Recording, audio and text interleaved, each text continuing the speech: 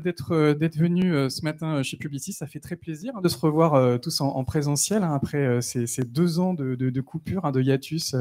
Il y a cette terrible crise sanitaire. Donc merci en tout cas pour cet événement Mobile Marketing Association France et IAB consacré au retail média. On est en parallèle aussi suivi sur les réseaux sociaux avec un stream sur les pages LinkedIn, Twitter, YouTube et Facebook de l'association. Et on va essayer de gérer donc ce phénomène, enfin cet événement hybride.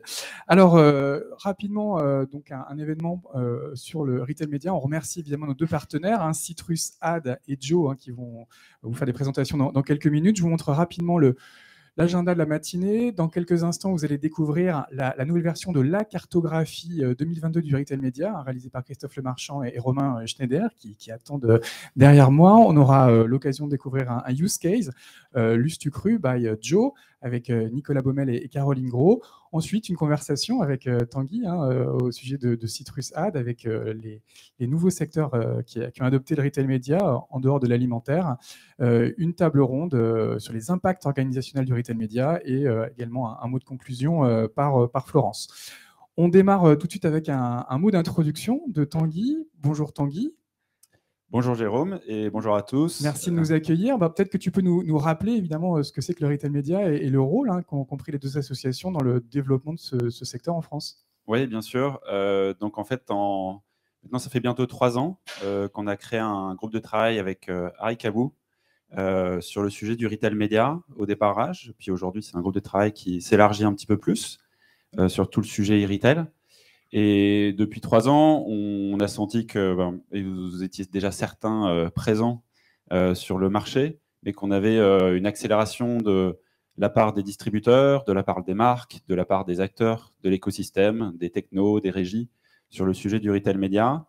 C'était le début où on commençait à parler vraiment de retail média, d'ailleurs, même si le trade marketing existait depuis un bon paquet d'années. Mais cette digitalisation, finalement, a amené des nouveaux éléments, des nouvelles solutions, des nouveaux parcours. Joe est un bon exemple et Nicolas en parlera tout à l'heure. Et du coup, on a un écosystème qui vivait de manière assez éparpillée au départ et on a voulu le regrouper au sein de la Mobile Marketing Association. Et puis ensuite, avec l'IAB depuis quelques mois, bientôt 1 an. Et donc, juste pour expliquer un petit peu aujourd'hui comment se situe un peu le groupe de travail. Donc, c'est un groupe de travail au sein des 2 associations en commun avec l'IAB. J'ai le plaisir de le co-diriger avec Arik. Et puis, en fait, on a 3 streams, si vous voulez, de sujets qu'on a voulu approfondir, parce qu'on est quelques-uns maintenant dans le groupe. Et donc, on avait, on va dire, les forces vives pour aller traiter plusieurs sujets. Aujourd'hui, on traite du sujet retail média. Et donc, c'est une task force qui est dirigée par Christophe, qui prendra la parole avec Romain juste après. On a la chance aussi d'avoir Florence avec nous aujourd'hui, qui dirige la task force liée à la mesure et à l'analytics. Et donc, on fera aussi un petit focus là-dessus à la fin, en ouverture. Il y aura un mot de conclusion. Exactement. Et puis, on a Hélène. Hélène qui a pris un tout nouveau sujet, et je la remercie, sur le sujet du live shopping. C'est un petit déjeuner qui était cette fois-ci encore à 100% en visio. Mais qui était la première cartographie du live shopping. Et si vous ne l'avez pas vue, je vous la recommande. En tout cas, un petit déjeuner en live sur Internet, du coup. Exactement. Exactement. Et puis, un dernier petit mot avant de laisser la main à Christophe et Romain. Je tenais à remercier les équipes de Publicis qui nous accueillent ici. Les équipes techniques aussi, avec Rémi, avec Jérôme qui a organisé ça, avec Christelle sur la partie communication, avec tous ceux qui ont été impliqués.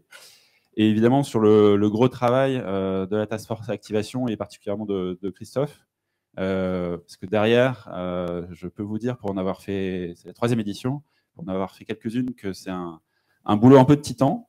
Ça n'a pas l'air comme ça, c'est des petits logos qui se baladent, on se dit que c'est plutôt simple, mais il y a un devoir d'essayer d'être le plus précis possible.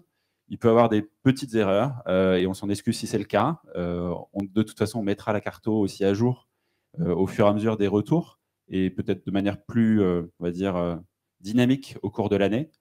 Mais voilà, ça donne, je pense, une bonne première vision et je vais laisser la parole à Romain et à Christophe pour en parler. Merci Tanguy, hein, effectivement une cartographie sur laquelle ils ont travaillé jusqu'à très tard, hein, hier soir. J'ai vu des versions passer, alors que certains d'entre vous étaient peut-être déjà couchés. Alors, une cartographie 2022 du retail média, préparée par Christophe et Romain. On vous laisse la parole, c'est un gros travail. Hein. Merci Jérôme. Effectivement, on a fini un peu tard et je remercie moi, Publicis, mais également Gabi de Criteo, puisqu'on a eu pas mal d'échanges encore hier soir. Quelques retours des membres et des associations. Mais la version qu'on vous présente, elle est quasi finalisée. Quelques remerciements aussi, juste pour expliquer, hein, donc le groupe de travail, c'est à peu près 30 participants. L'ensemble des acteurs de l'écosystème, finalement, est représenté. Hein. On a donc les agences, bien entendu, les régies pub des distributeurs, des adtech, de la retail tech. Vous allez voir tout à l'heure Joe, Lucky Card qui vont intervenir. Et puis, bien entendu, des régies publicitaires classiques. Alors, avant de rentrer dans le vif du sujet et pour comprendre le potentiel de ce jeune marché qu'est le retail media, il est toujours intéressant de voir ce qui se passe aux US, notamment en termes de publicité digitale, pour vous donner des ordres de grandeur. Les Américains appellent donc le retail media la troisième vague de la publicité digitale, donc après le search et le social. Finalement, le search, c'est le levier le plus important et le plus dominant dans la publicité digitale, mais c'est lui qui a été le moteur de la croissance depuis les années 2000. Durant la dernière décennie, le social a été également un gros moteur de la pub digitale, hein, et puis tout le monde sait que maintenant le search et le display, c'est à peu près 65% de l'e-pub en France. Et si vous voulez, depuis à peu près 2 ans, il y a une nouvelle vague qui est en rouge, qui est donc le retail media.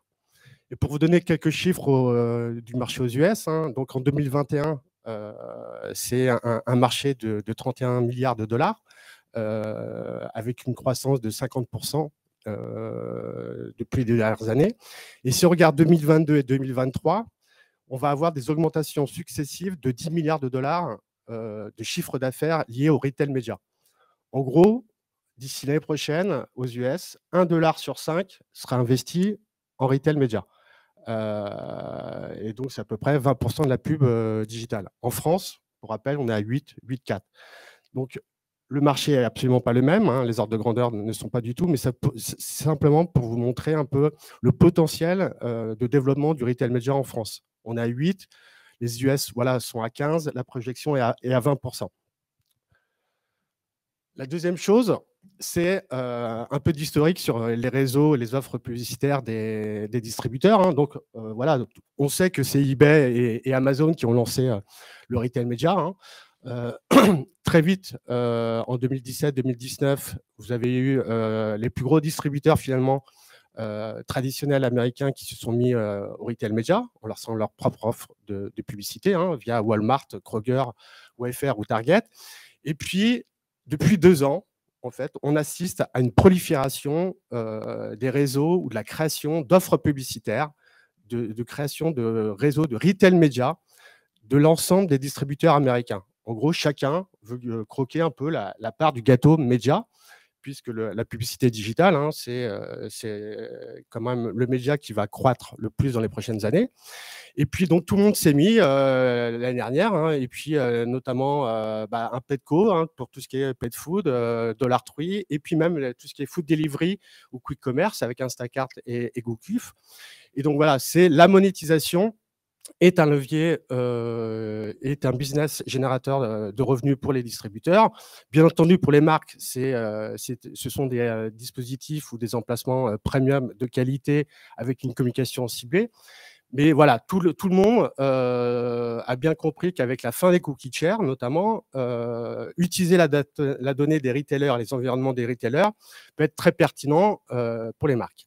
Et puis là, c'est le dernier schéma de l'étude de eMarketer qui a réalisé une étude en début d'année sur justement la perception et la connaissance des différents réseaux aux États-Unis. Et donc, vous avez bien entendu Amazon qui est le plus connu, hein, mais si on regarde un Walmart, son degré de connaissance de l'offre publicitaire n'est que de 43%. Donc, il y a tout un travail de pédagogie aussi côté régie, distributeur, à faire connaître leur offre auprès des acteurs du marché. Et puis, vous avez à peu près 85% des marques qui utilisent 3 réseaux ou 3 offres publicitaires de distributeurs. Voilà. On se pose aussi souvent la question d'où proviennent les budgets du retail média. Là, pareil, c'est une autre étude qui est extrêmement récente, puisque c'est une étude du BCG de Google de mars 2022. En gros, la croissance du retail média au cours des 6 prochaines années, c'est à peu près 74 milliards de dollars de revenus publicitaires. Et donc, comment va être captée cette croissance? Le premier segment ou la plus grande part, ça va être la croissance de la publicité, enfin la croissance organique de la publicité digitale. Le deuxième, c'est un shift des budgets trade marketing et shopper marketing. Et le troisième, ça va être un transfert des autres canaux digitaux vers le retail média. Et finalement, on en discutera tout à l'heure, mais il y a un vrai enjeu de gouvernance dans le retail média, puisqu'en fait, les budgets viennent de 3 directions. Ils viennent du budget marque, du budget e-commerce et du budget finalement trade marketing, shopper marketing. Bonjour à tous.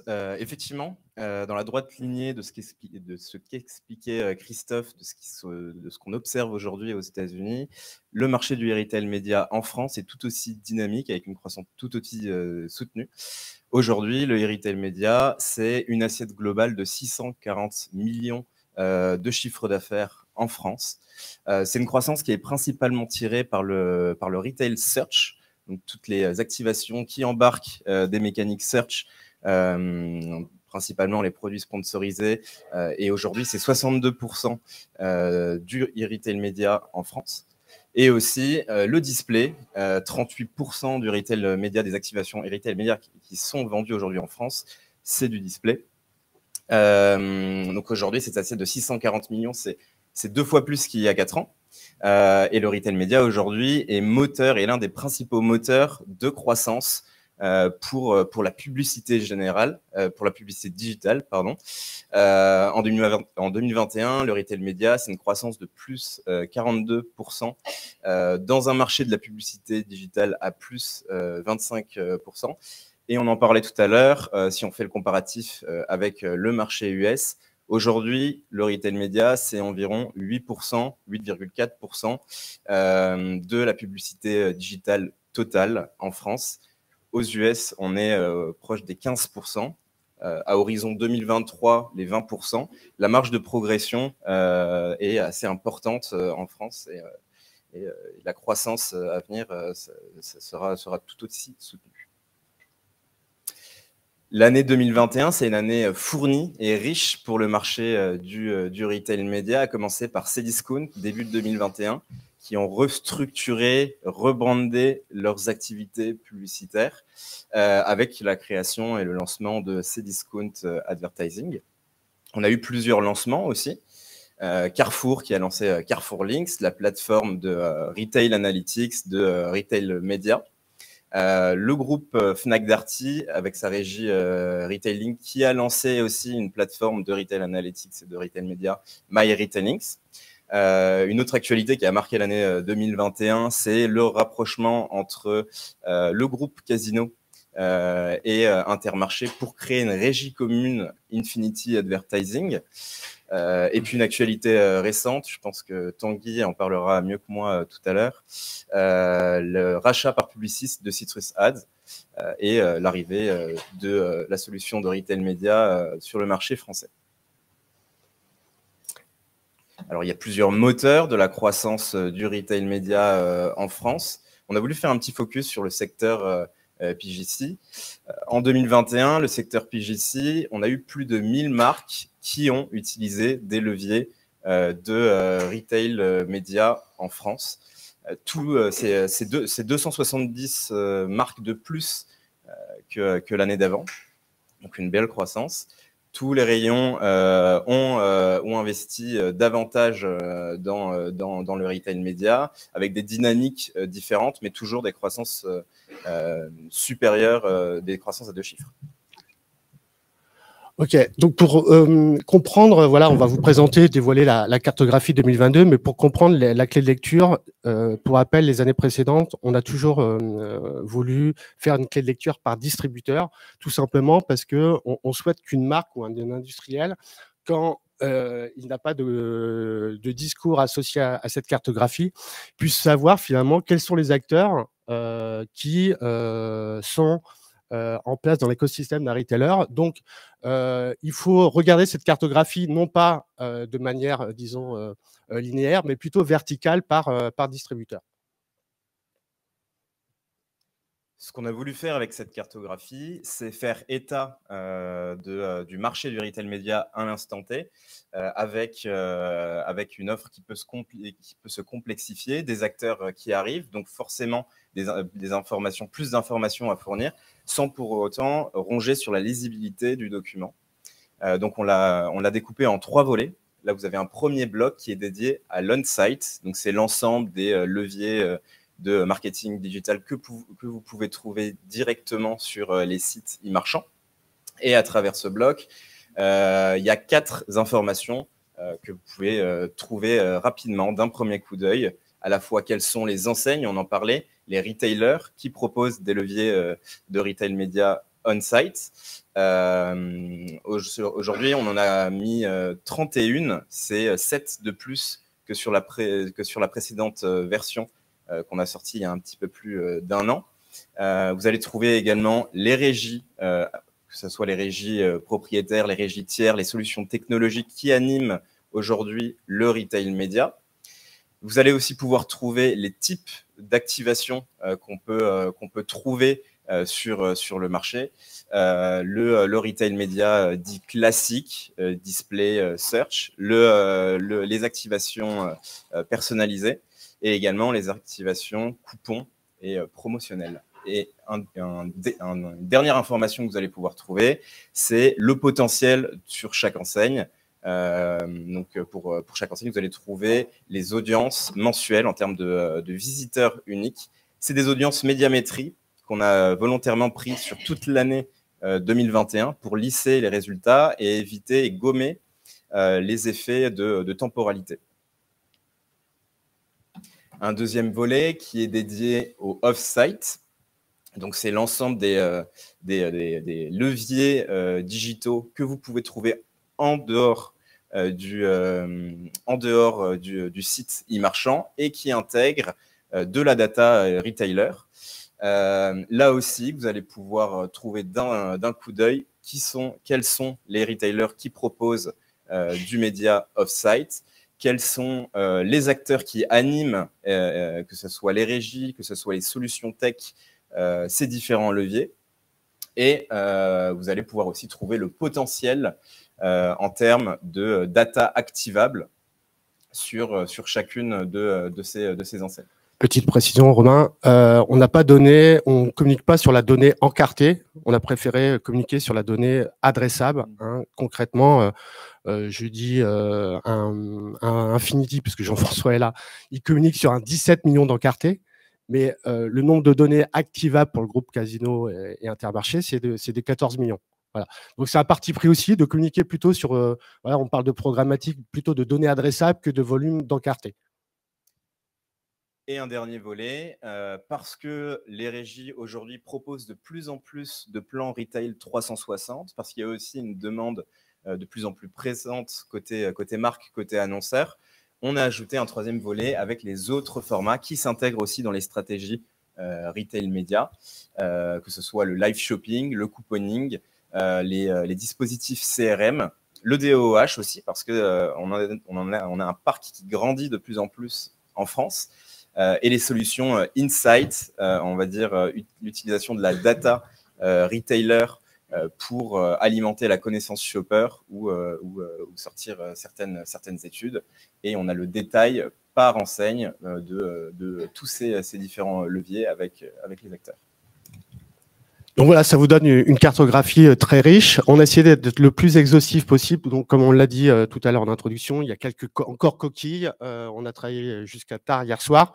Mais voilà, ça vous donne une idée un peu du panorama avec la grande nouveauté cette année, c'est l'intégration des solutions, disons, des autres solutions comme le live shopping, le DOH et surtout les activations in-store, puisque voilà, de plus en plus de marques demandent également des dispositifs 360. Comment je peux communiquer à chaque touchpoint finalement du consommateur. Si on doit retenir voilà, 6 éléments de cette nouvelle cartographie, le premier, c'est quand même une augmentation très importante du nombre de retailers qui proposent une offre de retail média. Officiellement, on est à 31 retailers versus 24. Il y en a 5 de plus qui n'ont pas souhaité apparaître, voilà, pour différentes raisons. Mais ça veut dire qu'on est à peu près à 36 retailers versus 24. Donc, c'est quand même 45% d'augmentation par rapport à l'année dernière. Cette augmentation du nombre de retailers se traduit par l'arrivée de nouveaux secteurs, hein, notamment le B2B, le sport, la santé, santé parapharmacie et le bricolage. Voilà, Castorama, Brico Dépôt se mettent également à faire du retail média. 2021 a également été une année riche en annonces, mais surtout donc, une accélération des plateformes. Hein, on en reviendra, mais voilà. Plus on va utiliser le retail média dans les plans médias ou dans les dispositifs, il va falloir, et puis on est habitué à trader sur Amazon, sur Google ou Facebook, donc il faut de la plateforme. Mais voilà, il y a eu un mouvement très fort l'année dernière. Le quatrième point, c'est quand un retailer décide de se mettre au retail média ou à proposer une offre, commence toujours très souvent par le on-site et notamment des solutions de retail search, qui est pas la plus simple en place parce que, comme Tanguy en parlera, mais voilà, c'est la clé d'entrée la plus facile pour commencer le retail search. On voit aussi également avec les régies, disons 360 et historiques, une tendance vers un guichet unique pour pouvoir en fait proposer aux marques, aux industriels, des dispositifs 360, aussi bien sur le digital qu'en dehors de leur site internet, et puis également en magasin pour ceux qui ont des magasins ou des réseaux de magasins. Et puis à partir de là, le retail média, on est plutôt dans une solution full funnel. Voilà, on peut adresser un consommateur tout au long de son parcours d'achat à travers les touchpoints consommateurs et les différentes solutions des régies publicitaires, et notamment les régies publicitaires omnicanales qui ne sont pas uniquement en ligne. Voilà.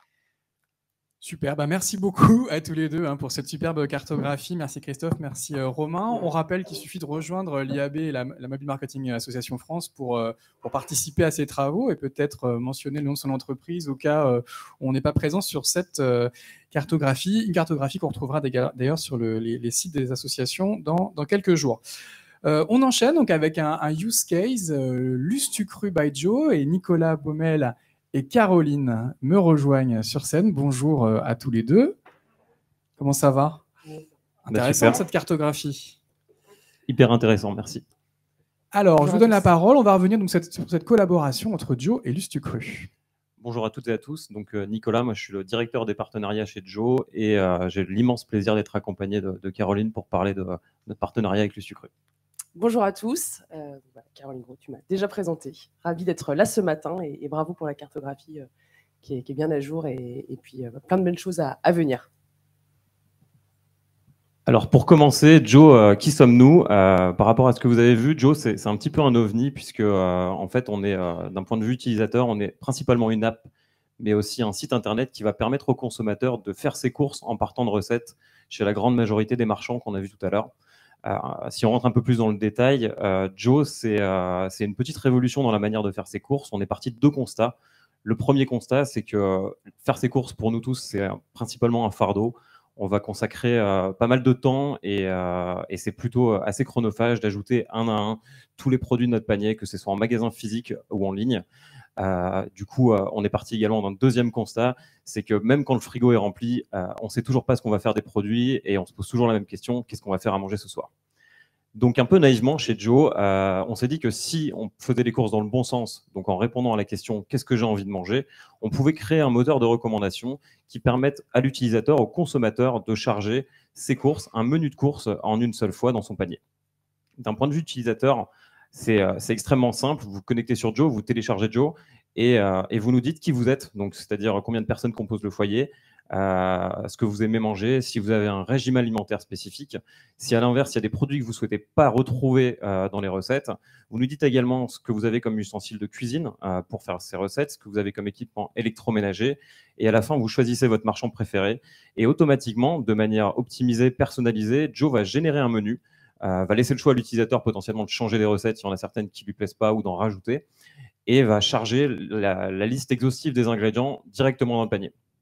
L'utilisateur peut ensuite continuer ses courses, aller dans tous les rayons classiques d'un distributeur, donc acheter de la lessive, acheter des produits d'hygiène beauté, et va pouvoir finalement payer sur Joe et aller récupérer ses courses en ligne, en drive ou se faire livrer à la maison. D'un point de vue utilisateur, du coup, le bénéfice est simple. Manger mieux, gaspiller moins, faire ses courses de manière plus sympa et plus rapide. Et surtout aussi, dans un sujet qui est très d'actualité, c'est faire des économies, puisque si on n'achète pas des produits dont on n'a pas besoin, bah, bien évidemment, on fait des économies. En quelques chiffres, Joe, aujourd'hui, pour nous positionner également dans l'écosystème, c'est un peu plus de 5 millions de téléchargements en 4 ans. Chaque mois, c'est 1,5 million de visiteurs uniques qui se connectent sur Joe pour faire leurs courses sur 85% du e-commerce alimentaire français.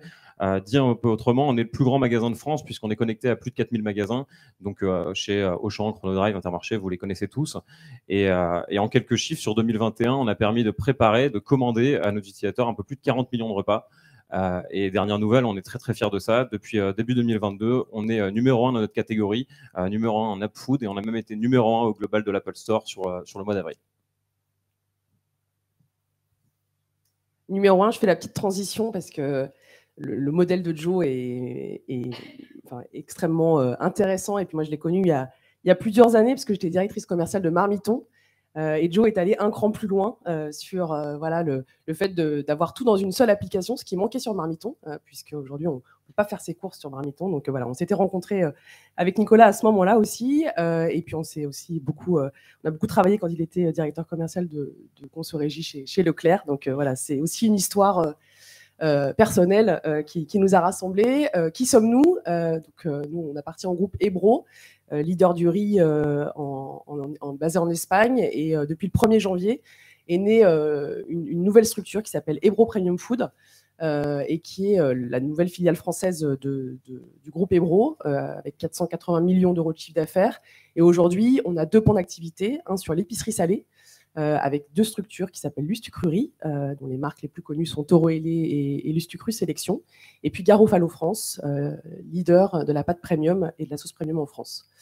Et puis on a une autre entité qui est le frais, avec donc Lustucru frais, et Bertani, qui est une maison italienne de pâte farcie. Voilà. Et notre objectif commun, c'est de valoriser, développer nos marchés premium, notamment sur le marché français. Voilà. Donc moi, je suis en charge du e-commerce pour l'ensemble de ces marques. Qu'est-ce qu'on a fait avec Joe? En fait, on a parlé de la cartographie de l'e-retail média. Nous, ça fait un peu plus de 3 ans qu'on investit sur l'ensemble des distributeurs, on va dire classiques. Et puis voilà, l'accélération du e-commerce, on est passé concrètement chez nous de 7% du poids business porté par l'e-commerce à 13%.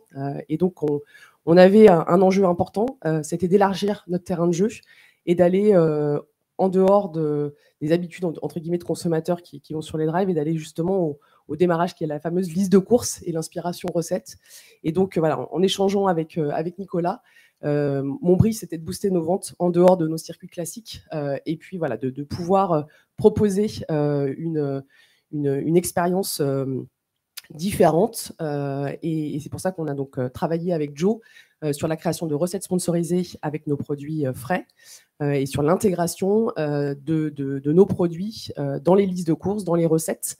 Et voilà. Concrètement, quand un utilisateur est sur Joe et qu'il voit une recette à base de produits frais, de pâtes fraîches, ce sont nos produits qui remontent en termes de visibilité. Et puis Joe, c'est pas qu'une application de recette, mais c'est aussi une application de courses en ligne. Et donc, quand il recherche un produit au moment de ses courses, et qu'il tape pâtes fraîches, gnocchi à poêler, ce sont nos produits qui remontent, fameuse tête de gondole, sur le terme. Voilà. Donc, c'est un dispositif qu'on a testé fin 2021. Et puis voilà, on a un fil rouge sur la partie panier sur cette année. Voilà. Et on en est très content. Peut-être avant de regarder les résultats en détail, un point qui est cher à tous les industriels qui nous écoutent, la méthodologie qui est utilisée chez Joe. Donc on a décidé, nous, de mettre en place une méthodologie dite d'A/B testing, c'est-à-dire qu'on va isoler une partie de la population qui ne va pas être exposée à la campagne, donc à qui on n'aura pas proposé dans le menu de la semaine la recette qu'on avait fait avec le sucru. Et on va pouvoir du coup avoir une lecture incrémentale hyper précise à un niveau chiffre d'affaires, un niveau UC, un niveau part de marché. On peut même redescendre à l'EAN avec une lisibilité à travers tous les marchands qui sont partenaires à Joe. Donc en termes d'impact, tout simplement, on a commencé le partenariat en novembre, donc avec la période de test. Donc sur la partie gauche de l'écran, vous voyez l'impact en part de marché. Les non boostés en jaune, les boostés en rouge. Donc on voit que la part de marché a été multipliée par un petit peu plus de 2. Donc des résultats satisfaisants, je pense, pour le sucre. Oui, tout à fait. Puis pour le coup, ce qui nous a aussi beaucoup plu, c'est le fait que vous vous engagez sur un ROI garanti. Et ça, c'est vrai, c'est des choses sur la partie performance et retail média, l'incrémental, c'est quelque chose qu'on regarde de plus en plus et qui était très important pour nous. En tout cas, ça a été largement atteint, voire dépassé. Effectivement, la magie de Joe dans son moteur de recommandation, c'est sa capacité à être prescripteur d'achat. Donc, si dans la semaine, la recette avec le sucru coche toutes les cases de l'utilisateur, c'est-à-dire que si on a une recette avec du fromage, on ne sera pas sur des véganes. Si on a une recette avec du poulet, on ne sera pas sur des végétariens, etc. Il y a une partie des recettes qui restent dans le menu et qui sont donc achetées. Et du coup, on a un impact sur la part de marché et sur les ventes, puisque les ventes sont multipliées quasiment par 3 sur la période depuis novembre et on continue. Merci Nicolas. C'est un chiffre spectaculaire de tripler les ventes après une campagne média. C'était déjà arrivé à la marque Lustre Cru, des chiffres aussi performants? Oui, ça nous est déjà arrivé avec des mécaniques de mise en avant sur de la tête de gondole ou même sur du couponing. Voilà, mais x3, c'est rare. C'est rare, très rare. On peut le souligner. En tout cas, bravo. Merci beaucoup à tous. Joe, à Lustre Cru, on peut les applaudir. On reprend nos habitudes. Il y avait un tout petit mot pour la fin. Le partenariat avec Ebro s'est étendu également sur le riz et sur les pâtes sèches. Et un petit mot aussi parce qu'il y a pas mal d'industriels non alimentaires ou non ingrédients qui nous écoutent. Sur Joe, on a également la capacité de mettre en place des campagnes avec des marques de vaisselle, de l'électroménager, des lessives et tous les produits qui peuvent être vendus directement ou indirectement sur la plateforme. Et la grosse nouvelle 2022 pour nous, c'est le lancement aux US, live en ce moment. On devrait annoncer très prochainement un partenariat avec un gros distributeur américain. Donc c'est un gros challenge pour nous, mais on est très très excités par tout ça. Bravo en tout cas pour cette success stories. Merci. Qui confirme que les Français sont pas mauvais en food, y compris à l'international. Et on invite tout le monde à télécharger l'application Joe et à chercher des recettes donc à base de riz, si j'ai bien compris, ou de pâtes fraîches pour ce midi ou ce soir. Merci. On enchaîne avec une conversation avec notre deuxième partenaire de la matinée. Donc, Tanguy, tu changes de casquette. Là, tu interviens en tant que responsable de Citrus Ad. Est-ce qu'on peut du coup présenter un petit peu l'activité de cette société qui était présente dans la cartographie? Oui, bien sûr. Donc bonjour, rebonjour. En effet, en plus de co-leader le groupe de travail, j'ai la responsabilité du développement de Citrusad en France et des partenariats retail. Et Citrusad, pour le présenter un petit peu, c'est au départ une entreprise australienne qui est née il y a 5 ans sur le sujet du retail média et qui a été rachetée par le groupe Publicis l'été dernier. Donc c'est encore tout frais quelque part. Et finalement, Citrusad, c'est une solution, une plateforme, une technologie qui est centrée sur le retail média on-site, donc sur la partie orange que vous avez vue sur la cartographie tout à l'heure.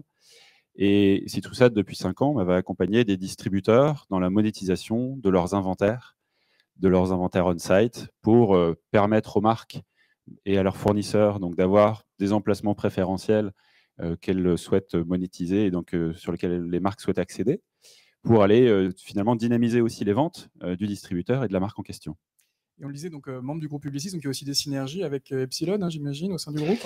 Oui, tout à fait. Ça a été la volonté du groupe de rapprocher et de finalement rajouter une brique de retail media on-site, parce qu'au sein du groupe, en fait, il y a déjà tout un hub produit au sein d'Epsilon, comme tu l'as mentionné, Jérôme. Et donc la volonté du groupe, c'est de rapprocher finalement la partie orange et la partie bleue qu'on a vue tout à l'heure, donc le on-site et le off-site, au sein d'une même interface et au sein d'une même plateforme. Parce qu'on a la conviction, finalement, que les marques qui aujourd'hui font du retail media on-site d'un côté, font du retail media off-site d'un autre côté, auront la volonté d'avoir finalement une simplification de l'accès, une seule plateforme pour faire à la fois la partie on-site et la partie off-site, Et puis aussi pour les distributeurs, c'est aussi une opportunité d'avoir finalement une facilité, de permettre finalement un accès plus simple, de ne pas avoir plusieurs outils qui font quelques parties un petit peu partout. Nous, on a la possibilité de faire ça tout en commun. Peut-être qu'on peut réexpliquer exactement ce que c'est que le on-site et le off-site. Hein. Donc, Ouais. le on-site, c'est tout simplement les bannières et la partie search sur le site du distributeur, hein, c'est ça? C'est ça, en fait, les formats, toute la partie retail media on-site, c'est l'ensemble des activations, qu'elles soient d'ailleurs marketing ou commerciales, qui sont financées par des marques, par des fournisseurs, en relation avec leurs distributeurs, donc sur le site du distributeur, sur la partie on-site. Et donc, ça va prendre la forme de résultats sponsorisés, ça va prendre la forme de bannières, soit de bannières IAB, soit de bannières intégrées dans les résultats de recherche. Ça, c'est une version un peu moderne des têtes de gondole. Exactement, exactement.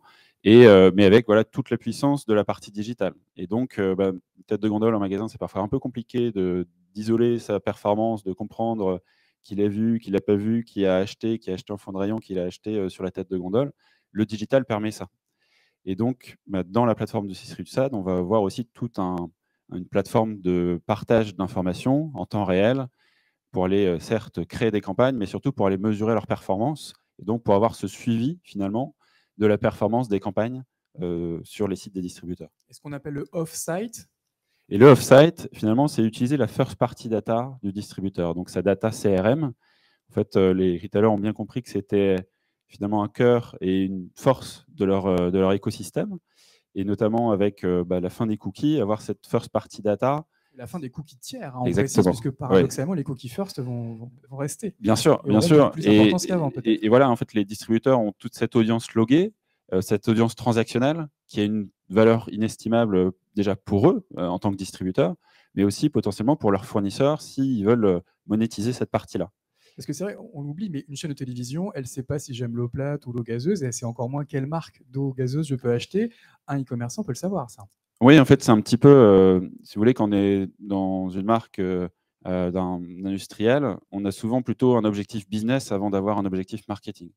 Et finalement, l'objectif business, ça se transforme dans des cibles, dans des profils qu'on souhaite toucher, qui sont plus liés à un comportement d'achat, à une transaction, qui est une data déterministe, et du coup, qui est beaucoup plus solide, finalement, pour aller atteindre un résultat business. Et donc, cette data consumériste, on peut la monétiser en dehors du site du commerçant, dans des stratégies d'extension d'audience, j'imagine, et avoir un revenu indirect, hein, c'est ça? C'est ça, donc des stratégies d'extension d'audience sur l'open web, en social media, en vidéo, en display, finalement comme une campagne digitale classique, et d'ailleurs le shopper ne le verra pas forcément de son propre œil, mais qui va intégrer dans le ciblage et aussi dans la mesure la data d'un distributeur.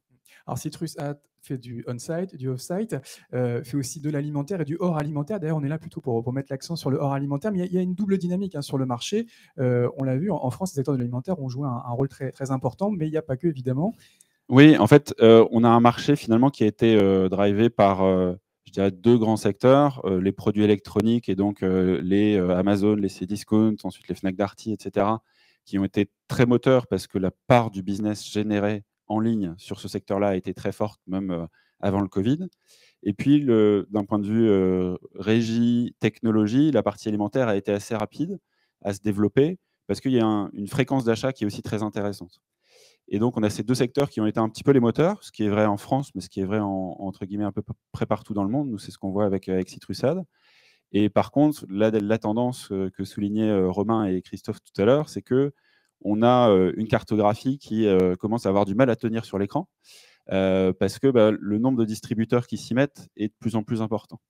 Et on a certains distributeurs électroniques ou food alimentaires qui arrivent peut-être un petit peu après. Donc, ça renforce déjà le côté d'avoir un paysage de ces secteurs-là qui soit plus fort. Mais on a surtout un développement de nouveaux secteurs, le B2B, la parapharmacie, le bricolage, qui sont finalement on sent qu'il y a une maturité aussi d'autres distributeurs qui disent « mais moi aussi, j'ai une audience, moi aussi, j'ai un site marchand, moi aussi, j'ai de la first party data. » Et je peux gagner de l'argent. Il y a une prise de conscience et ça ne passe pas forcément par le lancement de sa propre plateforme technologique. On peut tout à fait travailler avec Citrusad.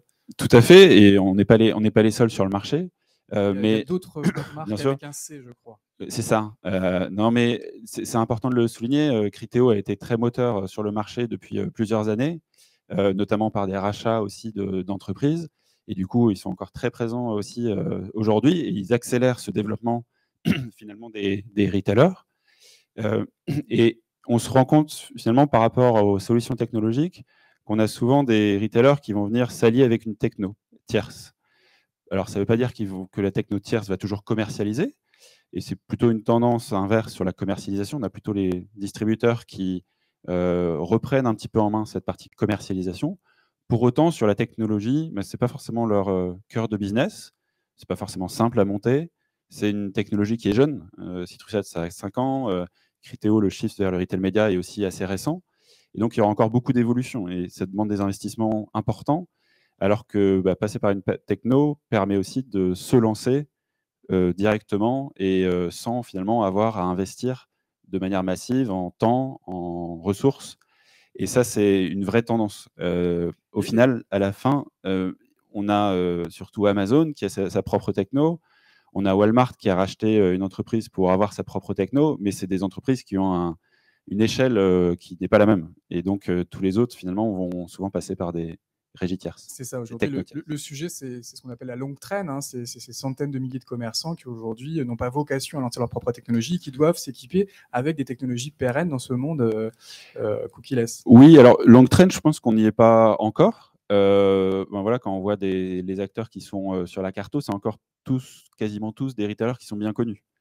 On commence à avoir en effet des secteurs moins connus de tout le monde sur le B2B avec Tech Data. C'est un acteur de l'électronique qui fait plusieurs milliards dans le monde, mais comme c'est du B2B, c'est forcément un peu moins connu. Pour autant, on a quand même plutôt, on va dire, le mid-size, si on peut dire ça, qui se lance sur ce sujet-là. Alors qu'avant, c'était vraiment que les tops et les premiers retailers finalement en France qui se lançaient. Là, on est plutôt sur la partie mid-size, mais on sent un vrai intérêt finalement de tout type d'entreprises, de distributeurs, qui ne sont peut-être pas encore sur la cartographie, mais dans les discussions qu'on a depuis 1 an, ça c'est aussi une vraie tendance. Comme il n'y a pas un coût d'implémentation pour lancer cette partie-là, finalement il n'y a pas de frein pour y aller. Et comme on est une plateforme SaaS de technologie, qu'on aille aider un très gros ou un petit, le travail est le même, et on est capable d'aller les accompagner de la même manière. D'un point de vue justement organisationnel, est-ce que cette prise de conscience, elle se fait au niveau des équipes opérationnelles, marketing, pub, commerce, ou ça se fait également à plus haut niveau? Là aussi, on voit un vrai changement. Les annonces qui ont été montrées tout à l'heure par Romain ont montré que déjà dans les grandes organisations, le sujet remontait de manière importante. On a des régies qui existent depuis longtemps de certains gros retailers. C'est le cas par exemple de Carrefour, qui a une régie depuis plusieurs années. Et pour autant, la grosse accélération, c'est depuis l'année dernière. Donc on sent que pour les gros, on a une remontée un petit peu de ce sujet-là en haut de la pile, parce qu'il y a un besoin d'aller financer la croissance et le circuit e-commerce, qui est un circuit qui demande des ressources financières et humaines. Et donc le retail média peut y répondre en termes de nouvelles lignes de revenus pour eux. Et puis après, on a les petits qui finalement sont dans une dynamique où en effet le sujet remonte parce qu'il y a la même dynamique de revenus. Et même s'ils ne se sont pas créés avec une petite équipe qui gère une partie de trade marketing qui se transforme en retail média, finalement, il y a une vraie volonté de faire remonter le sujet à une direction générale, à une direction commerciale, à une direction trade marketing, marketing, média, parce que c'est un sujet de transformation aussi pour eux. Alors justement, parlons de transformation. On vit une année 2022 très compliquée. On sort d'une crise sanitaire, on enchaîne avec une terrible crise en Ukraine et puis tout le corollaire, problème économique, problème énergétique. Est-ce que malgré tout ça, le retail média, ça doit être une priorité pour les marques aujourd'hui, pour les distributeurs?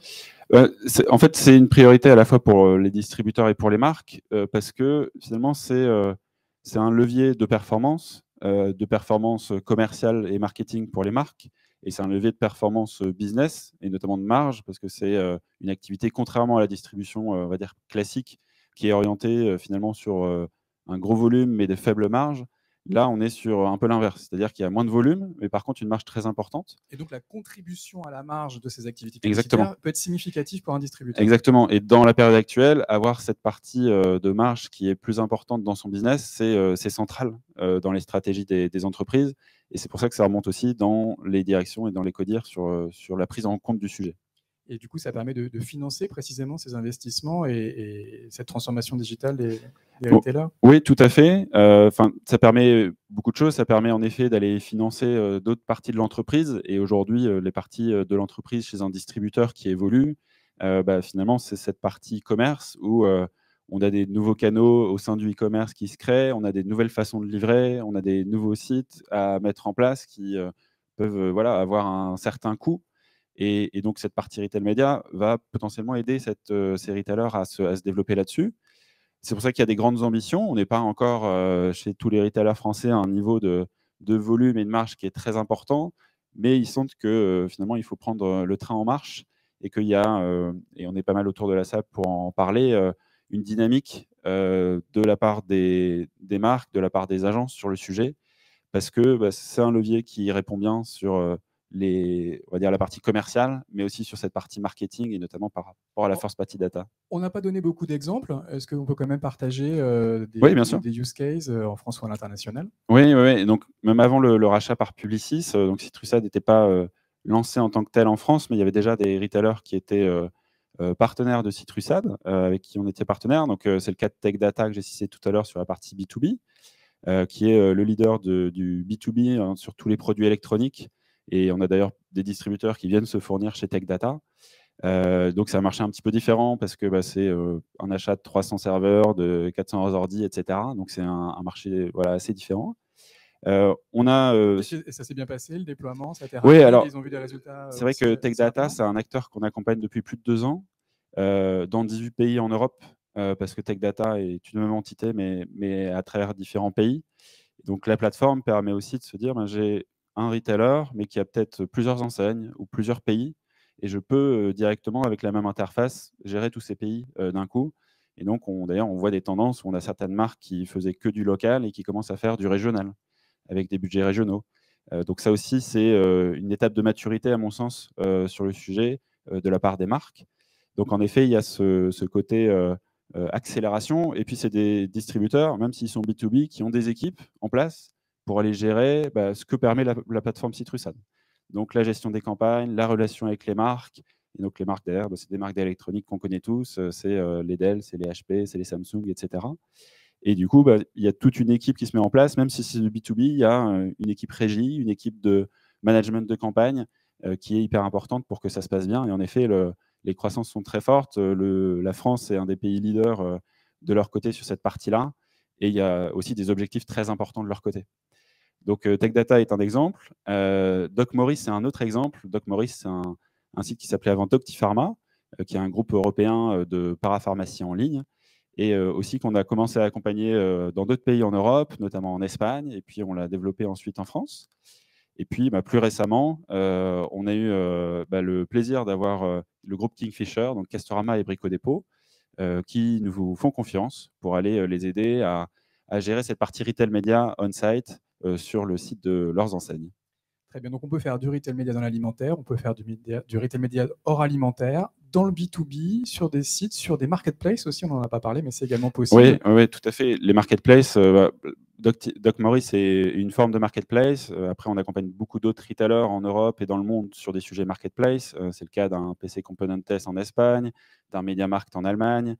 Et on accompagne des acteurs aux États-Unis sur plein de secteurs différents, le food delivery, avec des acteurs comme GoPuff, avec Delivery Hero, avec des acteurs très gros comme Target, Macy's.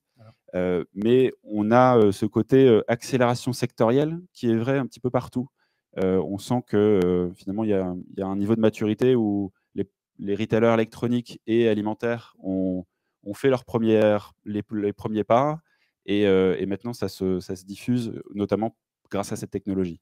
Ils sont conquis et ils accélèrent. Super. Merci beaucoup, Tanguy, pour Merci ce témoignage. On peut l'applaudir. Citrusad, le nouveau nom du retail média en France et pas que. On a rapidement parlé avec Tanguy des impacts organisationnels du retail média et on va enchaîner avec notre table ronde. Bonjour à tous les trois. Alors, on a que Jean-François Rousseau, directeur commercial d'Infinity Advertising, Nicolas Tranois, directeur marketing et business insight de Lucky Cart, et Julien Cadio, directeur New Business de Catalina. Ça va? Vous étiez bien tous les trois sur la carto ou pas? Jean-François? Tout à fait. Très bien. Ça se passe. Et Est-ce qu'on bravo peut... d'ailleurs aux équipes pour la carto, parce que ça a dû être un sacré travail. Ça a été un sacré travail. Alors, est-ce qu'on peut présenter rapidement Infinity Advertising en 2-3 mots, 2-3 chiffres, hein, l'une des nouvelles marques qui est apparue cette année dans la cartographie? Oui, voilà, tout nouveau, puisqu'on a fait nos premières campagnes le 1er janvier, le 3 janvier pour être exact. Donc, c'est une nouvelle structure.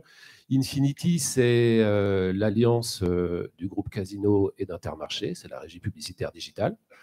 Donc, on donne accès à nos clients à l'inventaire on-site et off-site, hein, pour reprendre les mots et l'explication très bien faite de Tanguy.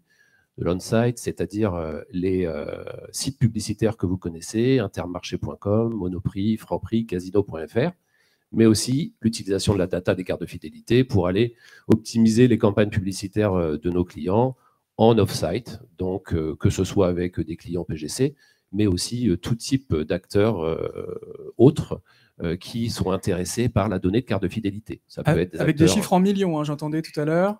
17 millions de porteurs de cartes de fidélité. Et une audience globale pour toutes les marques. Et une audience globale aussi. Autour de 14 millions, 13-14 millions de visiteurs sur les sites on-site. Voilà, deux choses bien différentes, l'on-site et l'off-site, pour aller activer les marques, tout type de marques qui auraient besoin effectivement d'avoir accès à la data de carte de fidélité et de mesurer les ventes ensuite en magasin, puisque c'est quand même ça aussi l'intérêt du sujet. Évidemment. Nicolas Tranois, directeur marketing et business insight de Lucky Cart. Est-ce qu'on peut présenter aussi rapidement votre société? Oui, bien sûr. Lucky Cart, en fait, nous, on est spécialisé sur la conversion à l'achat sur les sites de Drive. Aujourd'hui, en fait, on couvre 88% des enseignes que vous avez vues dans la cartographie tout à l'heure. Ce que ça représente, c'est 18,5 millions de shoppers qu'on peut activer en temps réel. Et en fait, ce qu'on fait, c'est qu'on utilise du machine learning sur les données de tickets de caisse. On crée en fait des profils à l'individu, des profils d'achat à l'individu. Et ensuite, on active pour les marques sur le site des enseignes. Et en fait, le niveau de granularité qu'on a nous permet de faire de l'ultra-personnalisation et donc d'optimiser la conversion à l'achat. Et le drive, hein, on ne s'en rend peut-être pas compte à Paris parce qu'on n'achète peut-être pas comme ça, mais ça a été un énorme phénomène ces dernières années dans l'univers de l'alimentation. Hein. Ouais, ça a été une accélération assez, très, très importante, et je pense que c'est aussi lié au sujet qu'on va aborder, qui est que il y avait potentiellement un petit retard de la France sur cette partie-là, quand on compare à ce qui se passe aux États-Unis, comme l'expliquait tout à l'heure Christophe, ou même les UK. Et en fait, il y a un rattrapage assez rapide sur à la fois en termes d'investissement, mais aussi en termes d'équipe. Et c'est clair que nous, on a vu en live la façon dont ça a augmenté. Effectivement, on voit que c'est aussi une tendance de fond qui est là pour rester. Très bien. Et à votre droite, Julien Cadio. Bonjour Julien. Donc, Enchanté. je disais, directeur New Business de Catalina. C'est quoi Catalina? Exactement. Alors, Catalina, c'est un peu le pionnier de l'analyse de la data shopper en agroalimentaire. Ça a 30 ans. Voilà, on est plugué aux sorties caisses de la plupart des distributeurs et on analyse toute cette data, ce qui nous permet de comprendre le comportement de l'achat du shopper, de réaliser des plans marketing promotionnels ou de communication ciblés et adaptés en fonction du comportement d'achat du shopper. En 2 mots, ça repose sur la data. Donc, c'est 200 millions de transactions traitées mensuellement et c'est 9 shoppers sur 10 analysés en continu avec un historique de 2 ans via les cartes de fidélité de nos partenaires retailers, donc Carrefour, Intermarché, Système U, Monoprix, Match. C'est près de 6700 points de vente magasins, donc du coup, qui sont analysés. Derrière, nous, l'ambition qu'on a, c'est effectivement de maximiser les ROI en adaptant les différents challenges qu'on va pouvoir mettre en place. Et l'ambition qu'on a et ce qu'on structure, et d'où le new business chez Catalina après 30 ans, c'est de se dire qu'avec cette capacité, cette expertise de ciblage, on veut le mettre au profit de nos solutions nouvelles depuis 1 an ou 2, qui sont effectivement dans le retail média, donc l'extension d'audience, mais aussi du on-site avec nos partenaires Carrefour et Leclerc, pour toujours mieux satisfaire nos partenaires CPG et retailers. Et vous allez me réexpliquer tout ça. Alors, j'ai une première question toute simple, peut-être pour tous les trois, et on va commencer par Jean-François. C'est quoi votre définition, vous, du retail média? Est-ce que c'est du retail? Est-ce que c'est du média? Qui a les budgets? Deux questions différentes sur le sujet. Alors, le retail média, c'est tout l'ensemble de l'activation publicitaire et promotionnelle chez un retailer. Pour moi, c'est ça la définition, c'est-à-dire une définition assez large. Dans ce retail média, on peut avoir un e-retail média qui va être plus digital en l'occurrence Et on va revenir à ce qu'on se disait tout à l'heure, activation on-site et off-site. Alors, historiquement, c'était ce qu'on appelait le trade marketing et Le c'était plutôt trade ou piloté par les l'activation équipes des ventes. commerciales. Le shopper, l'activation des ventes, c'était les équipes commerciales, les équipes marketing également. Assez peu les équipes médias, historiquement depuis 30 ans, puisque ça existe depuis 30 ans, l'activation des ventes finalement. Et c'est en train de changer. Et une question assez importante qui fait jour aujourd'hui, c'est qui est en charge justement de ces types de budgets. Il y avait une étude qui avait été présentée par Publicis il y a quelques mois, en début d'année, je crois, sur un baromètre e-retail média qui montrait que à peu près 40% des budgets étaient communs entre différents services, entre le trade, entre les shoppers, entre le marketing, entre le commerce. Donc il y a une vraie problématique aujourd'hui, enfin un enjeu côté annonceur de regrouper peut-être autour d'une même chapelle le budget et la décision sur le retail média. Nicolas, un rebond là-dessus également? Ouais, je pense que ce qui a changé, c'est qu'en fait, le média ou le marketing en général s'arrêtait pour les marques en général à l'entrée du magasin. À ce moment-là, on passait dans la partie trade marketing d'un point de vue responsabilité, la séparation était assez claire. Et donc concrètement, une tête de gondole, par exemple, qui était dans le magasin, c'était plutôt géré par les équipes commerciales. Ouais, totalement. Et en fait, aujourd'hui, avec le drive et la façon, enfin pas que le drive, en fait, le digital en général, ça a beaucoup changé. Cette limite-là n'existe quasiment plus. Et du coup, les responsabilités, c'est devenu assez intéressant parce qu'avec les différents interlocuteurs qu'on a, il y a des moments, c'est clairement une responsabilité média parce qu'ils veulent de la visibilité. Dans d'autres cas, c'est clairement de la conversion. Voire un peu les deux, il faut qu'ils se mettent d'accord entre eux. C'est à ce moment-là que ça devient un peu plus compliqué. Et en fait, je pense que ce qui a changé, ce qui change fondamentalement dans les retail médias, c'est qu'on est descendu très très bas dans le funnel, ce qui était simplement impossible avant, qui ouvre des nouvelles perspectives. Mais évidemment, il y a un petit rattrapage à faire en termes de OK, qu'est-ce qu'on fait avec ça aujourd'hui, quoi. Julien, également un rebond. Et du coup, qui a l'argent? C'est une très bonne question. Et du coup, l'argent est clairement éclaté entre différents services. Je partage ce que disent mes collègues. C'est-à-dire qu'effectivement, le funnel, maintenant, on n'a plus des étapes du funnel. On est au même endroit. D'ailleurs, le mot e-retail média mélange à peu près toutes les solutions.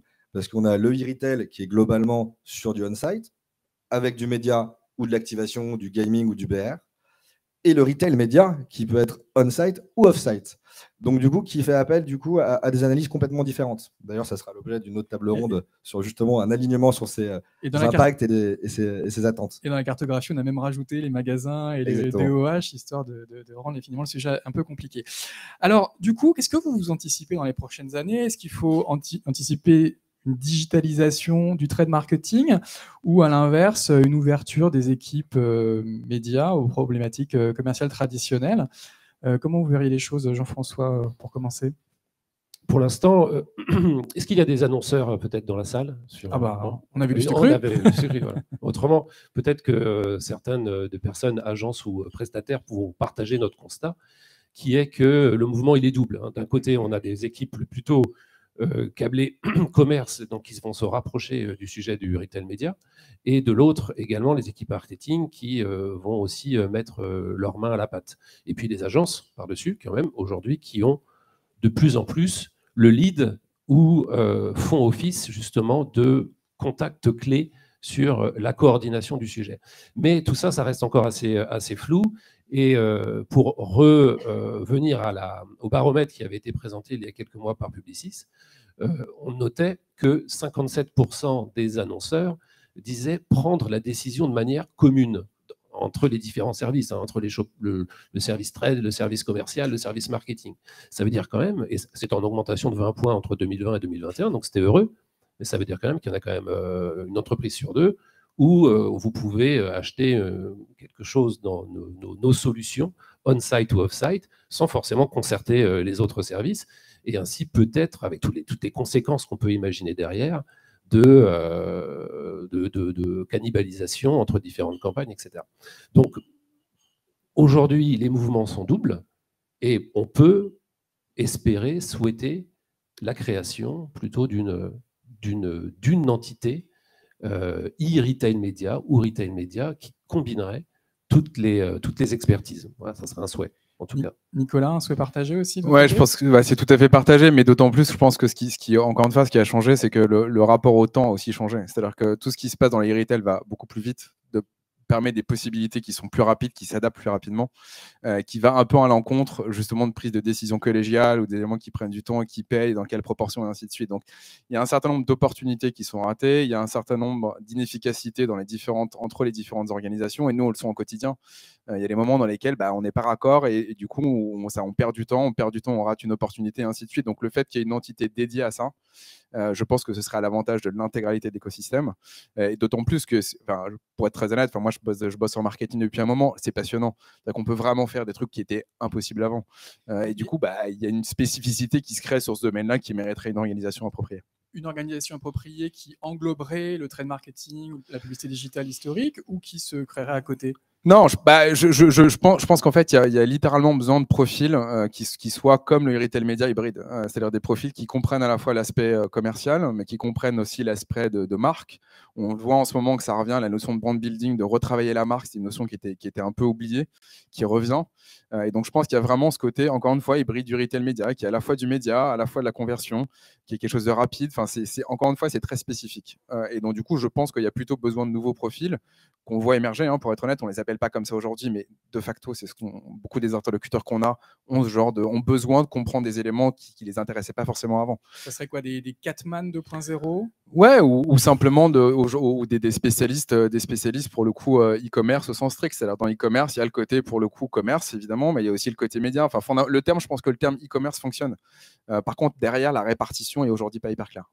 Julien, ça serait quoi pour vous la solution idéale pour régler tous les problèmes financiers, organisationnels qu'on évoque? Merci messieurs, il y a pas mal de choses qui ont été dites. Moi, ce que je pourrais rajouter, c'est que le PDG industriel d'il y a 20 ans qui rêvait d'avoir des passerelles e-commerce, commerce et marketing, en fait, grâce à cette solution et grâce à tout ce qui émerge, on en est capable. Donc effectivement, hybride sur la capacité d'analyser du média comme du business en termes d'incrémental, ça c'est certain. Et d'autre part, en fait... Ça veut dire que c'est quand même un changement de culture pour des gens qui traquaient des clics et des conversions. Il va falloir regarder ce qui se passe en magasin, ça c'est relativement nouveau. Et à l'inverse, des gens qui étaient focalisés sur le magasin, il va falloir leur apprendre le digital. Donc ça va prendre un petit peu de temps de former les gens ou de recruter les bonnes personnes. C'est ce qui est aussi excitant dans ce retail média. Et d'autant plus qu'aujourd'hui, moi, il y a un chiffre qui m'avait marqué sur Kantar, alors c'était chez Catalina, mais c'est une analyse Kantar qui faisait médias, pub télé et Catalina ont gagné plus 33% de volume incrémentaux que si on faisait que du Catalina ou que du média. Aujourd'hui, tout se passe sur le même site. Donc, si on arrive à aligner les planètes et faire en sorte qu'on avance ensemble, ceux qui s'occupent du média, mais aussi de l'activation, c'est pas plus 33 qu'on devrait avoir, mais bien plus. Donc, il y a vraiment un intérêt de pouvoir tous s'aligner pour booster le business tout simplement et que les CPG, les retailers, finalement arrivent à exploiter ce driver de croissance de demain à sa juste valeur. Tout à l'heure, on marquait une petite différence entre les acteurs de l'alimentaire et du non-alimentaire. Est-ce que vous observez aussi des nuances? Peut-être que les acteurs hors alimentaire ont un peu plus le poids des ventes online étant plus important souvent pour eux. Est-ce qu'ils ont un degré de maturité plus important? Jean-François, vous êtes plutôt des acteurs de l'alimentaire. Moins qualifié, oui, pour pouvoir répondre à cette question, peut-être, messieurs. En fait, je pense qu'il y a plusieurs différences, mais une d'entre elles, c'est que le niveau d'implication des shoppers dans l'achat non alimentaire, alimentaire est très différent. Et donc, la capacité à aller chercher de l'information online est plus naturelle, entre guillemets, sur du non alimentaire. Et puis, il y a moins de fréquences, c'est assez différent. Donc, oui, il y a une meilleure maturité de ce point de vue-là. Puis le volume des ventes e-commerce est beaucoup plus important dans l'or alimentaire. On est, je crois, à 60-40 or alimentaire et 90-10. Oui, mais c'est logique dans le sens où il y a aussi un côté qui est d'un point de vue praticité, c'est un achat qui est moins fréquent. Donc du coup, encore une fois, le niveau d'implication n'est pas le même. Et pour rebondir sur le point de Julien tout à l'heure, c'est que quand on voit aujourd'hui les performances du e-commerce avec le manque de synchronisation flagrant qu'on ressent tous les jours, on se dit que si on arrive à le synchroniser un peu mieux, en fait, les possibilités sont quand même assez folles. Et encore une fois, je pense que quelque part, le non-alimentaire nous aide parce que la pratique d'aller acheter online se démocratise de plus en plus et de plus en plus rentre dans les habitudes du quotidien et forcément va arriver. Encore une fois, quand on regarde au UK, on est déjà sur du 20-25% d'achat sur l'alimentaire en online. Ça va arriver d'une manière ou d'une autre. Donc du coup, forcément, oui, le non-alimentaire est en train... En tout cas, les organisations dans le non-alimentaire pourraient être un modèle demain pour ceux de l'alimentaire. En tout cas, une direction. Julien? Alors, moi aussi, pas trop expert de l'alimentaire.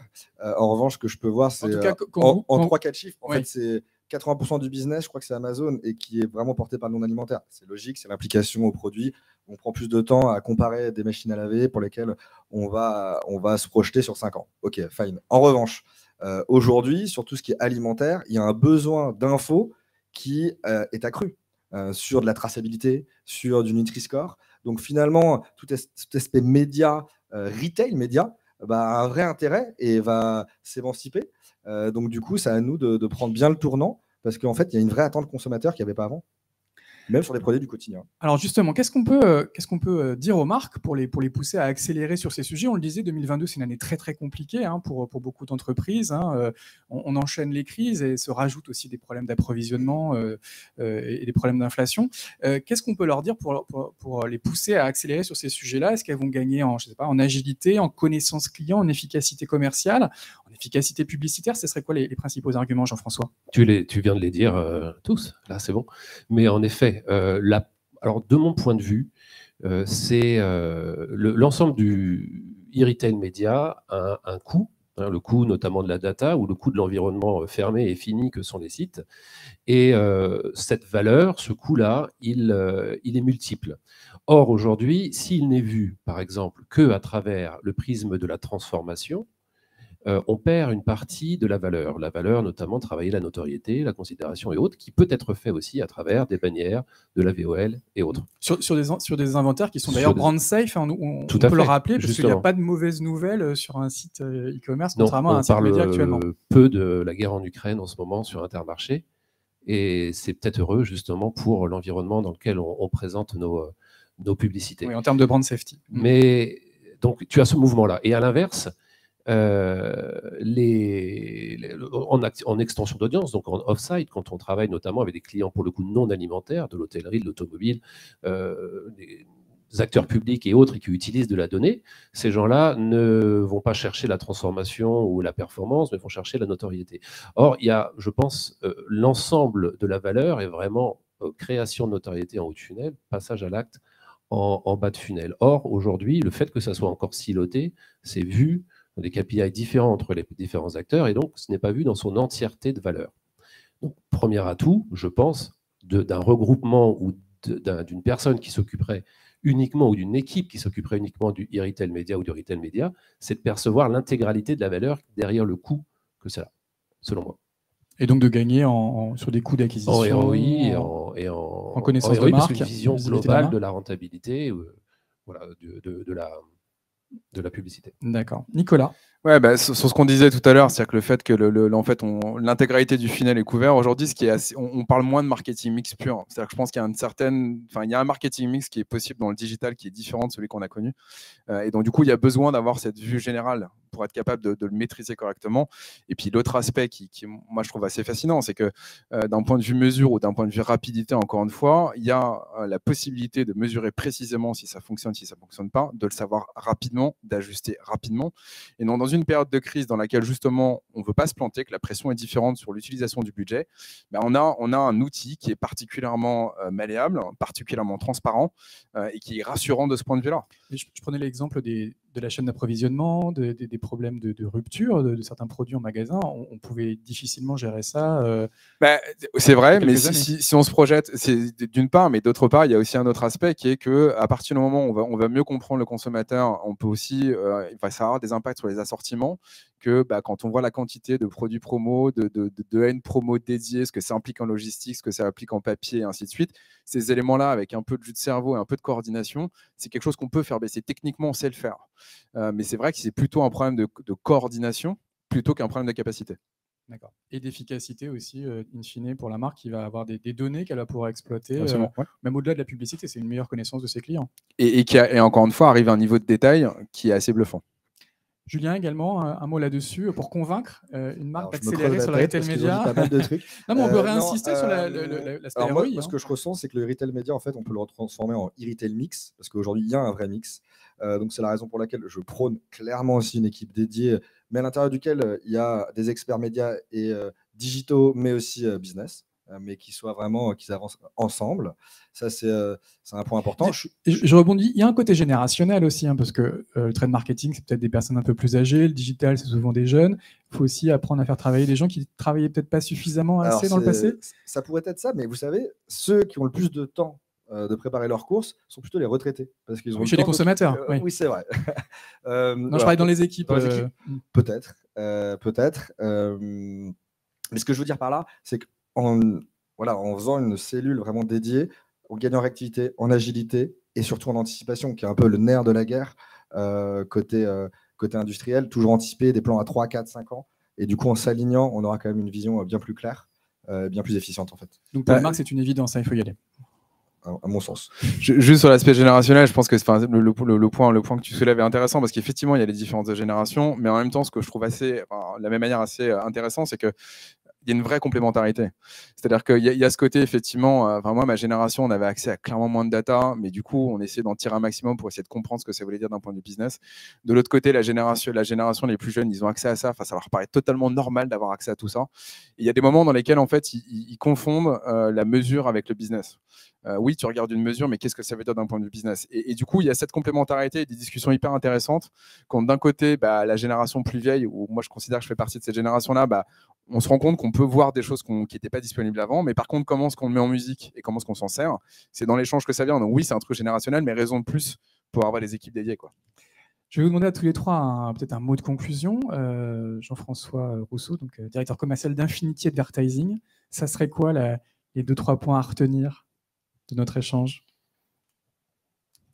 Je pense que le message a été assez clair de nos souhaits, et je pense que c'est des souhaits aussi qui seraient partagés par une partie de l'assistance aujourd'hui, hein, c'est-à-dire la volonté d'avoir des équipes chez nos clients annonceurs et industriels qui regroupent l'ensemble des expertises e-retail média. Et je vais rajouter aussi dans ces expertises peut-être les data analystes. Les data analystes ou les data engineers, c'est quelque chose qui nous est fondamental dans notre métier. Je pense que c'est les équipes les plus importantes et clés dans nos sociétés, que j'ai la chance de connaître, et je sais que c'est le cas chez vous comme chez nous. C'est bien aussi quand elles viennent, quand il y a du pendant, un répondant, un re-challenge, même du côté des annonceurs.